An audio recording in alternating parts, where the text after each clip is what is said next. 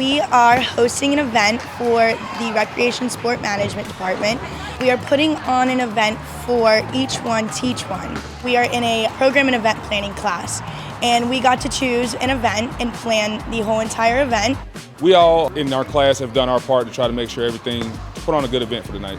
It gets us prepared for what's to come in the future for whenever we may want to try to do an event. They've really been organizing, managing it, putting this whole Strikes for Students event together. What we're all about is inspiring innovation mindsets in underrepresented youth across Horry County. And really what's great about this is a group of students who essentially is helping another group of students. So it's a sort of A equals B equals C of assistance, which I think is great. It's really impressive to see what they've been able to do.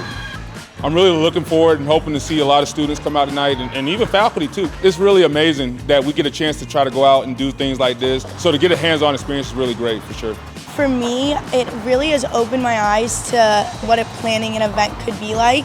It's really nice just to see Coastal coming together and especially raising money for Each One Teach One. The really impressive and noble part of this is whatever they raise, they're giving 100% to us. It really gives me a lot of hope and optimism and fills me with gratitude.